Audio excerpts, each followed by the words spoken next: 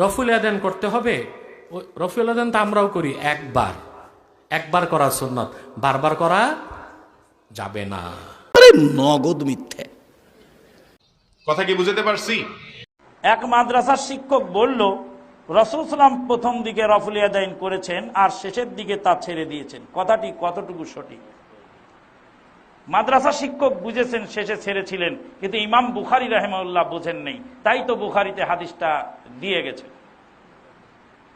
রাসূলুল্লাহ সাল্লাল্লাহু আলাইহি ওয়াসাল্লাম রফুল ইয়াদাইন করেছেন জীবনের শেষ পর্যন্ত, বুখারীর হাদিসে বিদ্যমান। তহাবি শরীফের হাদিস এনে যদি বুখারী শরীফকে কাটাতে চেষ্টা করা হয়, তাই তো মদিনা ইউনিভার্সিটির প্রাক্তন ডিন ডক্টর এহিয়া লেহিয়াকে জিজ্ঞেস করা হয়েছিল যে রফুল ইয়াদাইনের হাদিসটা কি পরে মানসুখ হয়ে গেছে? তখন উনি বললেন, মান নাসাখাহু ইমামুম মিনাল আইম্মা, কোন ইমাম কি মানসুখ করে গেছেন? কোন ইমাম যদি রসুলের হাদিস মানসুখ করেন তো হতেও পারে, কিন্তু রাসূল সাল্লাল্লাহু আলাইহি ওয়াসাল্লাম জীবদ্দশায় মানসুখ করে যাননি। তো নামাজের রফাদাইন করা যাবে না, এই হাদিসটা কি ঠিক? জি, করা যাবে না, এটা হাদিসে নেই। যারা রুকুতে যাইতে করেন, সেজদায় যাইতে করেন, তারাও সহিহ সুন্নাত মানেন।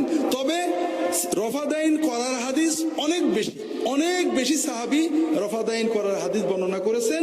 কাজেই কেউ করলে তারপরে রাগ করার অর্থ হলো নবীজির উপরে রাগ করলেন। এই যে শত শত সাহাবী করেছেন বা তাবেঈন করেছেন, তাদের উপর রাগ করলেন।